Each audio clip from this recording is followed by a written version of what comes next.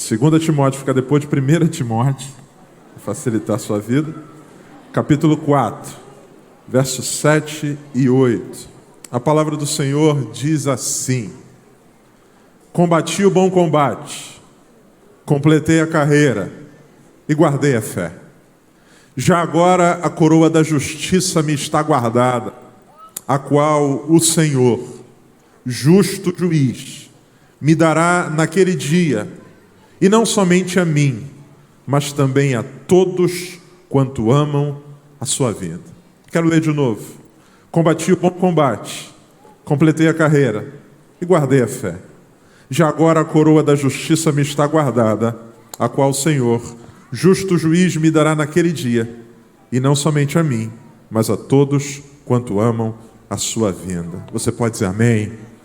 Louvado seja o Senhor pela sua palavra.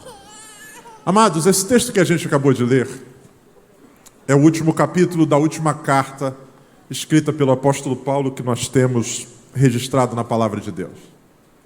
Paulo percebe que sua caminhada está chegando ao fim.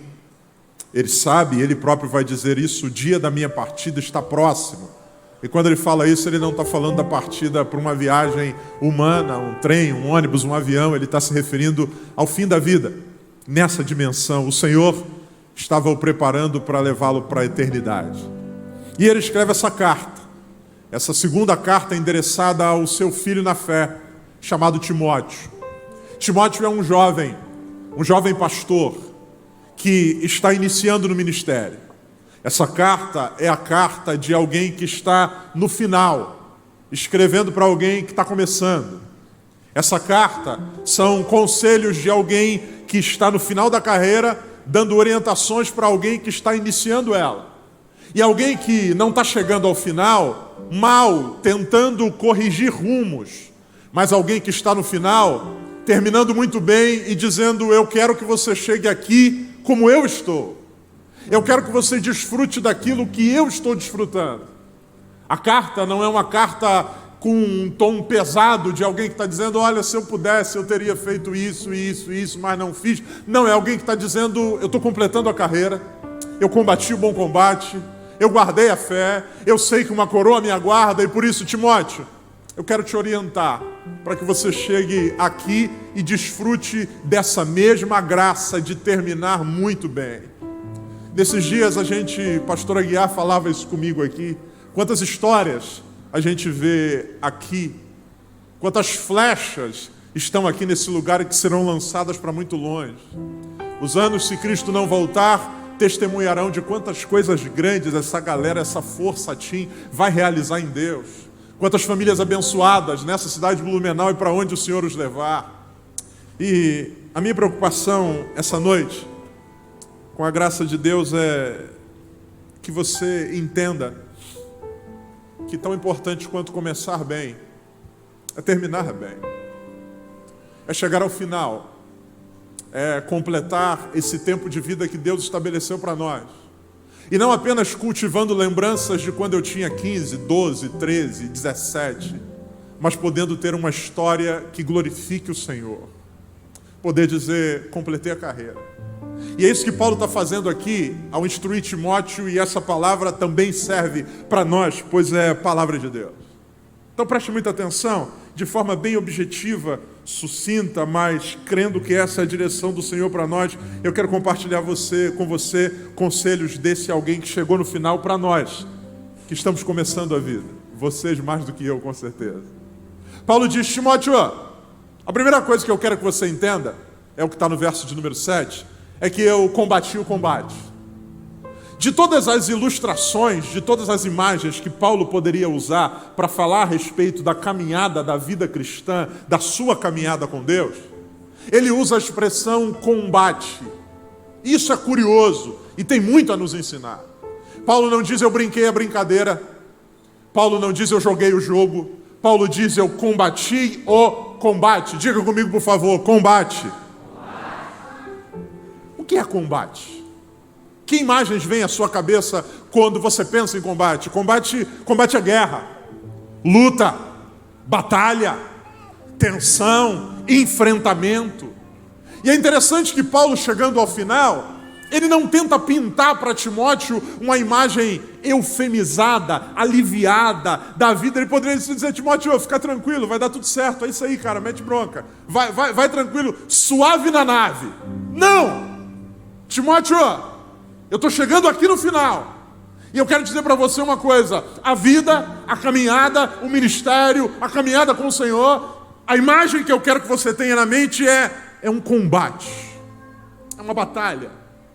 E todo combate pressupõe algumas realidades. Número 1, a essência ou a existência, melhor dizendo, de um inimigo. Ninguém combate sozinho, a menos que tenha um parafuso a menos, fica batendo em si, gritando com o espelho. Não. Há a realidade de um inimigo. Há alguém que tensiona contra nós. Há forças que se opõem a nós. E é nessa realidade que o combate ele se realiza.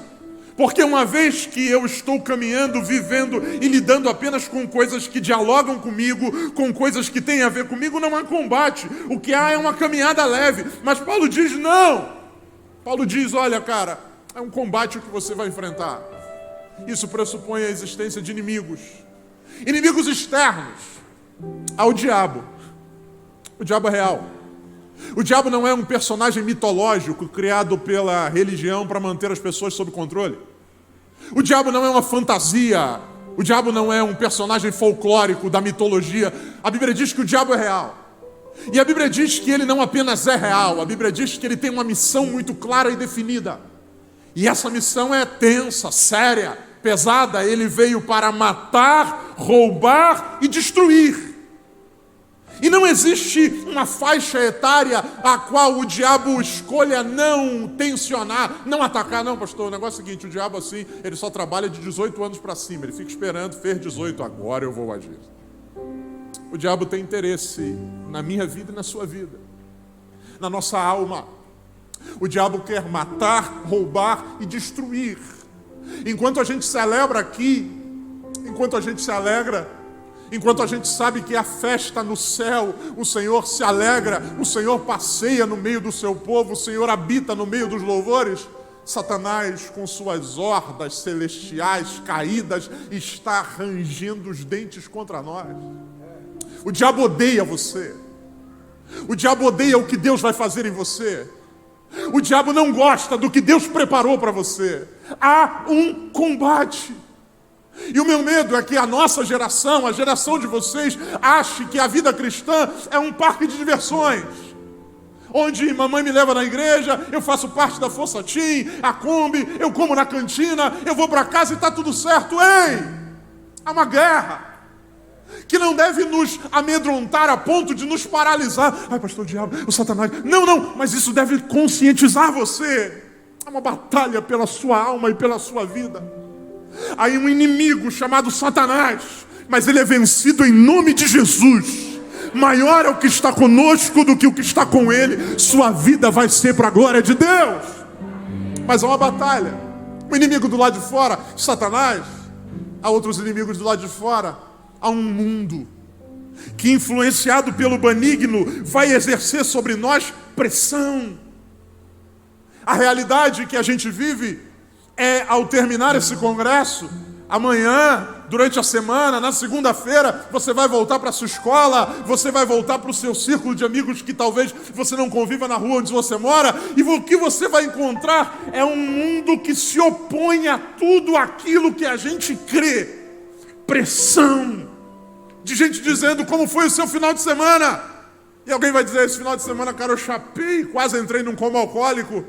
Alguém vai dizer: esse final de semana eu beijei 15, 17, 18, eu fiz sexo com 4, 5, eu fiz isso, eu chapei, eu cheirei. E vão dizer para você: e aí, o que você fez? Tensão.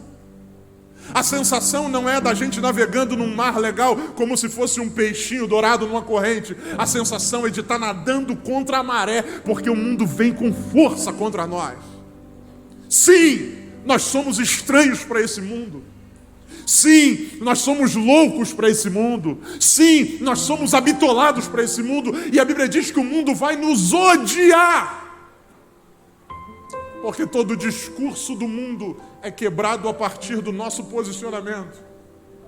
Porque tudo que o mundo diz é que é impossível ser feliz sem viver os princípios dele. E essa história parece verdade até que alguém olha para você.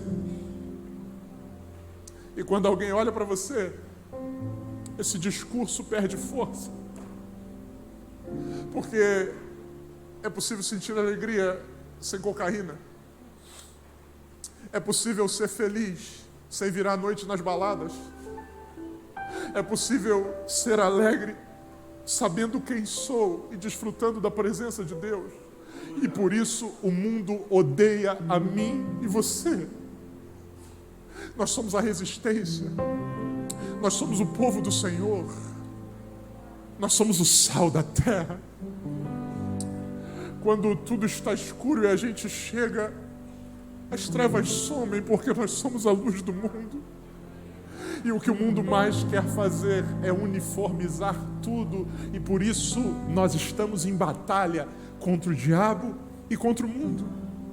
O apóstolo Paulo, ou melhor, Jesus diz que o vosso coração não se sobrecarregue com as consequências das orgias desse mundo. O mundo vai produzir, vai gerar uma produção maligna e a gente não pode permitir que o nosso coração se encha disso. A gente está numa batalha contra inimigos externos, o diabo, o mundo, mas também contra inimigos internos. A nossa vida é uma batalha. Uma batalha contra a nossa própria carne. Você adolescente tem hormônios borbulhando dentro de você. Você adolescente tem desejos, tem sonhos, alguns deles influenciados por influências incorretas, mas isso tudo está reverberando aqui dentro. A nossa carne. A Bíblia diz que a gente não é bonzinho. Nós somos pecadores. A carne milita contra o espírito e o espírito contra a carne. E isso está acontecendo o tempo todo. Ninguém está fora disso. O adolescente mais tranquilão dessa igreja vive em batalhas consigo mesmo. A menina mais de boa dessa igreja sabe as batalhas que enfrenta no seu coração e na sua carne, seus desejos, suas vontades, os desejos pecaminosos, o mundo do lado de fora, o inimigo soprando em guerra. Jesus fala da vida como uma casa construída que vai sofrer pressões. Ele diz, transbordaram os rios, pressão de baixo para cima. Ele diz, caiu a chuva, pressão de cima para baixo. Ele diz, sopraram os ventos, pressões de todos os lados. E essa casa está lá. Combate, batalha. Só que Paulo diz uma coisa que é o que muda tudo. Paulo diz, eu combati, diga comigo por favor, o bom combate. A guerra existe, ela é real, tem um inimigo, há tensões, minha carne, o mundo, Satanás. Só que Paulo diz assim, sabe qual é o segredo, Timóteo, para chegar até o final como eu cheguei? A forma com que eu enxergo isso. Paulo não diz, combati esse miserável combate. Ufa, combati esse combate nojento. Meu Deus, ainda bem que o combate acabou. Paulo diz, eu combati o bom combate. Paulo está dizendo, apesar de toda essa tensão, esse combate é bom. Sabe por quê? Ele explica no verso 8. Ele diz, já agora a coroa da justiça me está guardada, a qual o justo juiz me dará naquele dia, e não somente a mim, mas a todos quanto amarem a sua vinda. Paulo diz que o combate é bom em primeiro lugar, porque a gente não está lutando em vão. No final, ele diz que há uma coroa. Há uma promessa de recompensa que vem do Senhor. Ele diz, eu lutei demais. Tensões, prisões, naufrágios, mordida de cobra, espancamentos. Mas tem uma coisa que eu tenho certeza. Há uma coroa de glória que me espera. Não é em vão. A vida não se resume àquilo que possa ser conquistado aqui. A vida não se resume a ter o iPhone mais novo, a ter o tênis legal. Não! Há algo muito além dessa dimensão. A Bíblia diz que o olho não, aquilo que o olho não viu, o ouvido não ouviu, nem subiu ao coração, é o que Deus tem preparado para aqueles que o amam. Se a gente colocar os nossos olhos na recompensa do Senhor, a gente vai lutar o combate dizendo: é bom. É bom. Não é um fardo, não é um peso, não é alguma coisa maçante, morosa. Ai, meu Deus do céu, mais um dia que eu não posso pecar. Ai, Jesus amado, que raiva eu ter nascido numa família crente. Ai, se eu não soubesse do que eu sei. Não! Paulo diz: é bom, cara. Sabe por quê? Tem uma coroa, há uma recompensa. Em segundo lugar, Paulo diz que é bom porque essa recompensa será dada por um justo juiz. Algumas vezes até existe a recompensa no final, mas a gente teme o processo de julgamento. Como alguém, por exemplo, que está numa competição, como alguém, por exemplo, que tem um bom time no futebol, por exemplo, teme que o juiz não marque o lance, teme que aconteça alguma falcatrua, teme que alguém não marque o gol, teme. Então a coroa existe, mas quem garante que eu vou chegar lá e eu vou ser galardoado? Paulo diz assim: o combate é bom porque em primeiro lugar tem uma coroa, e em segundo lugar, quem vai ou quem cuida dela é um justo juiz, o Senhor. Ele é justo, Ele é soberano, Ele é onisciente, logo Ele sabe de absolutamente tudo. Ele sabe das nossas batalhas solitárias, Ele sabe dos enfrentamentos que papai e mamãe não sabem, porque muitas vezes a ideia de pai e mãe é que nem problema a gente tem. Afinal de contas, a gente tem tudo que precisa, paga as nossas contas, a gente tem um bom colégio, a gente tem comida quando quer. Então para que você está reclamando? Você tem uma vida maravilhosa. Mas Deus é que sabe e Ele conhece o nosso coração. E por isso eu posso descansar, porque cada lágrima solitária, cada oração feita no secreto, com muitas palavras ou com poucas, cada tentação que eu resisti, ainda que tendo pouca força, mas confiando no seu poder, o justo juiz está vendo todas as coisas. É bom, porque eu não estou lutando o combate ao lado ou a partir de alguém que não sabe o que está rolando. Ele é bom. Em terceiro lugar, o combate é bom porque é uma coroa, o combate é bom porque há um justo juiz, e um combate é bom porque eu não estou sozinho. Paulo diz: e Ele dará não somente a mim, mas a todos quanto amarem a sua vinda. Uma das coisas mais gostosas do Evangelho é saber que eu não estou só. Existem momentos em que parece que só a gente passa por algumas coisas. Existem momentos em que parece que só a gente é tentado em algumas coisas. Existem momentos que parece que a vida é mais difícil para nós do que todo mundo, ou que a gente está sozinho. Na escola onde eu estou, eu sou o único que pensa diferente no ambiente da sala. Eu sou um peixe fora d'água muitas vezes. Na rua onde eu moro, no condomínio onde eu estou ali, parece que todos os outros meninos, todas as outras meninas caminham numa direção completamente diferente da minha. Mas aí Paulo diz assim: eu não sou o único nessa batalha. O meu Senhor tem um exército. Olha para esse adolescente que está do seu lado. Você não está sozinho. Você não está sozinho. A gente está batalhando junto. A gente está lutando junto. A gente vai crescer junto na presença de Deus. Se Cristo não voltar, a gente vai estar junto daqui a pouco no Ministério Jovem. Se Cristo não voltar, a gente vai ser ordenado junto ao ministério aqui nessa casa. E se em algum momento você se sentir só, saiba que eu tenho você e você tem a mim. Nós fazemos parte de um grande exército.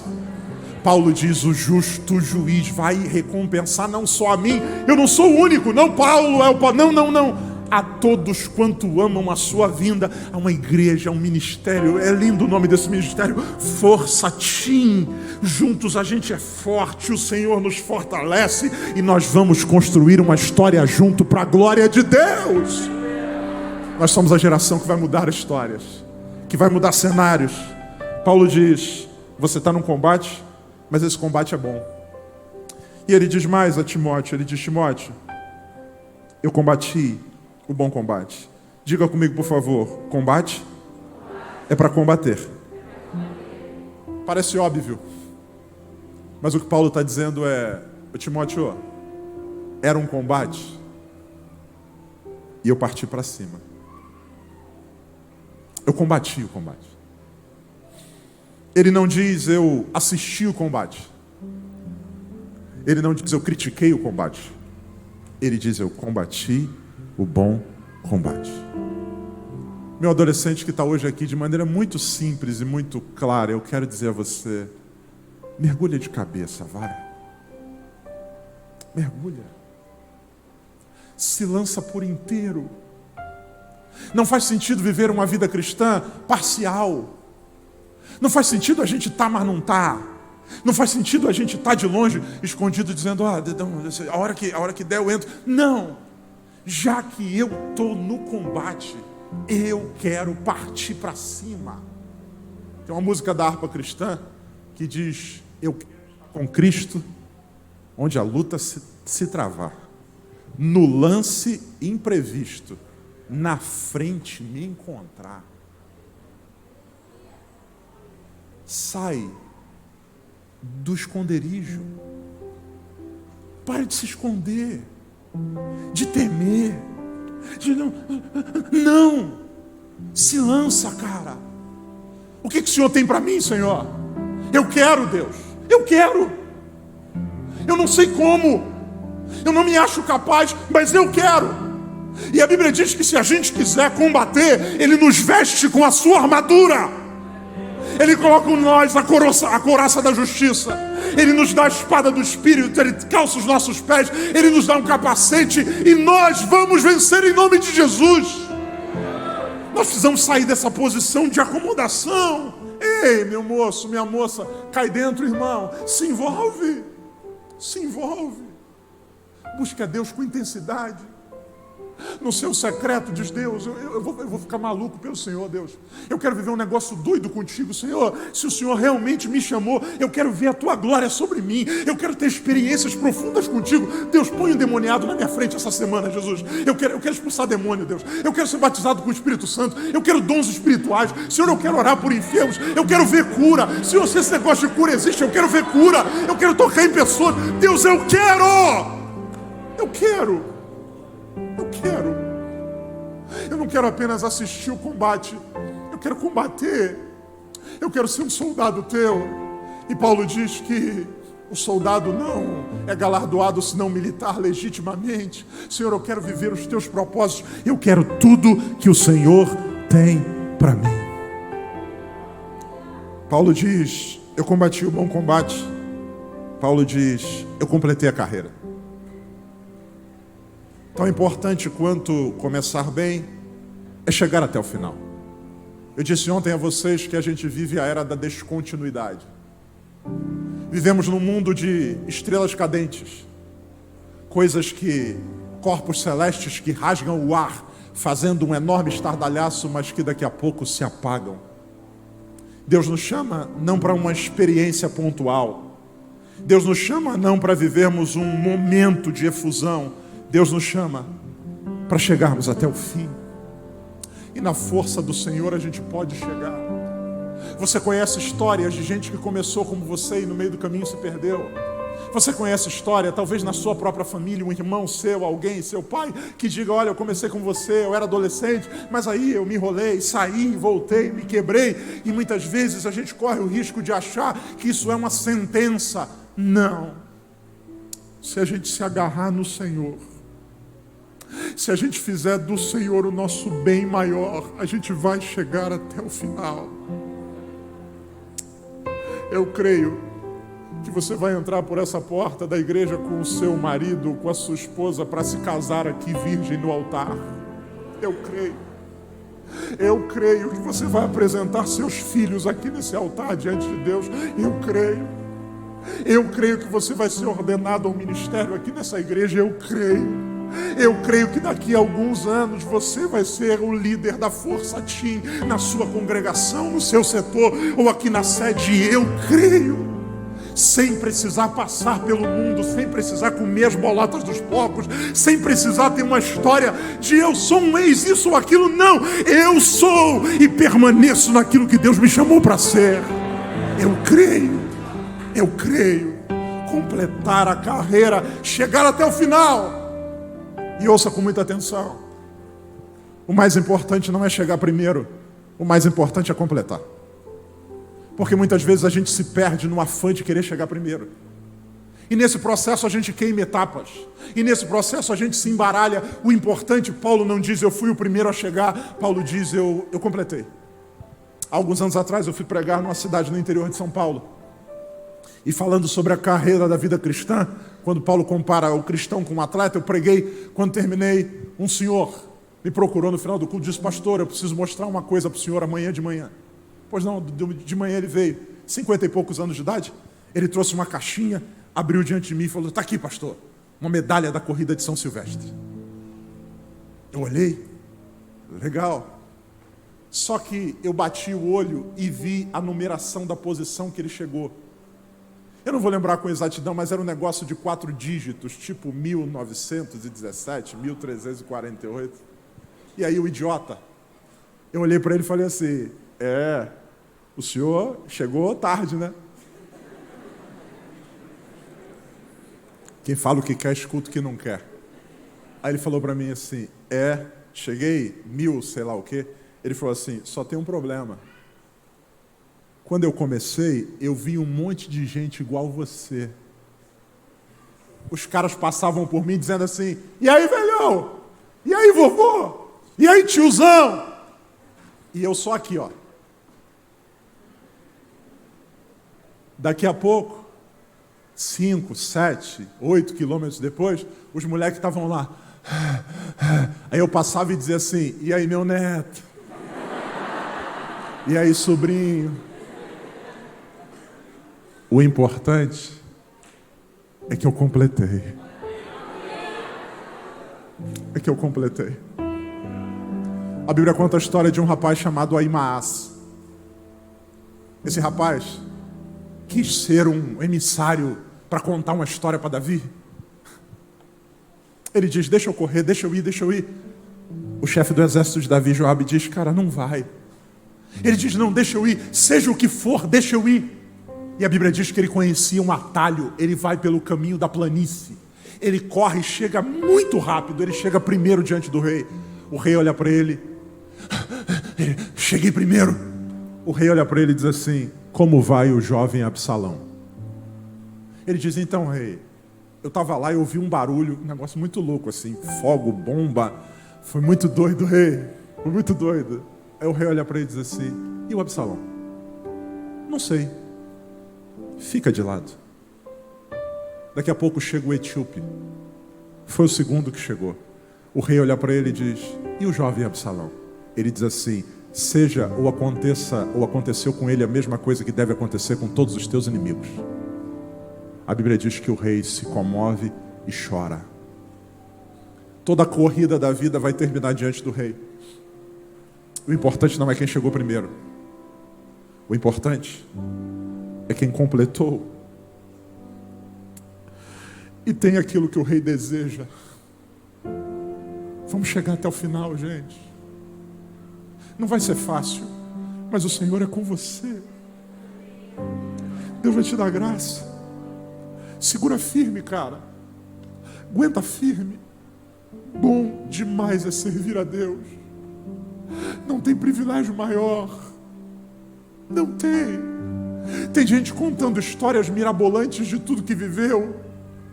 Eu fiz isso, aprontei aquilo, arrebentei aquilo. Lá. Alguém já disse que não existe nada mais belo do que um homem comum, com uma família comum, com filhos comuns. Eu diria, não existe nada mais belo do que um homem de Deus, que caminhou com Deus e que serve a Deus até o fim da sua vida. É isso que eu desejo para você. Paulo termina dizendo, completei a carreira. Diga comigo, guardei a fé. Tão importante quanto começar bem, tão importante quanto chegar até o final, é não perder o mais importante. Paulo chega ao fim dos seus dias dizendo, eu tenho uma coisa comigo aqui. A minha fé está guardada. Sabe, a gente vai sofrer muitas pressões. E nesse processo de pressão do mundo, da vida, uma das grandes tentações que enfrentaremos é a tentação de abrir mão da fé para chegarmos mais rápido onde queremos. Onde é que você quer chegar? Você quer ser alguém bem-sucedido? Tem um caminho mais fácil. Abra mão da fé e você chega lá. Abra mão dos seus valores, abra mão da honestidade, abra mão da castidade, abra mão da fidelidade, abra mão da santidade, e você chega lá. Você sonha em ser um grande político, tem um caminho para você talvez chegar mais rápido, porque se você for muito honesto, talvez... Vem por aqui. Você quer ser alguém? Vem por aqui. Você quer ser um cara que tenha grana, bala na agulha? Vem por aqui. Se você fizer esse esquema, se você fizer isso aqui, se você fraudar isso aqui, você chega mais rápido. Paulo diz assim: eu cheguei até o final e a minha fé está guardada. Tem gente que alcançou os picos mais altos desse mundo, mas cuja fé ficou pelo caminho. São irreconhecíveis. São pessoas que começaram muito bem com Deus, dependentes, cheios, mas que para chegar aonde queriam foram abrindo mão disso. É o que o diabo diz para Jesus: tudo isso te darei, se prostrado me adorares. Você quer? Eu te dou, e te dou agora. Só tem um porém: abra mão da fé. Você não precisa disso. A fé é um peso para a sua corrida. A fé pesa. Olha, se você continuar com essa fé, você vai muito lentamente. O que Jesus diz é: sai para lá, Satanás, arreda-te de mim. Somente ao Senhor meu Deus eu vou adorar, e só a Ele eu vou prestar culto. Não há nada que me seduza, importa é agradar ao meu Senhor. A minha fé está guardada. Voltando à história de Ahimaás, quando Davi olha de longe e vê Ahimaás correndo, ele diz assim: esse é o correr de Ahimaás. Ele é um homem de bem e trará, a expressão é boas novas. Na Bíblia, boas novas é evangelho, boa notícia. O que Davi está dizendo é: ele vai chegar aqui com o evangelho. Quando Ahimaás chega, ele diz assim: e aí? Ele diz: eu vi um barulho, confusão, fica de lado. O etíope chega, e quando o etíope chega, o etíope tem a boa notícia, o evangelho. E sabe qual é a boa notícia? A boa notícia é: aquilo que ameaçava o trono do rei não existe mais. O que Deus deseja de nós é que cheguemos ao final guardando a fé. Não abra mão da sua fé. Não abra mão. Se para passar naquela peneira, para entrar naquele culubi, você precisar abrir mão de sua fé, não abra. Se para entrar naquela agência você precisar abrir mão de sua fé, não abra. Não abra não. Pastor, mas disseram para mim que se não for por aqui vai demorar muito.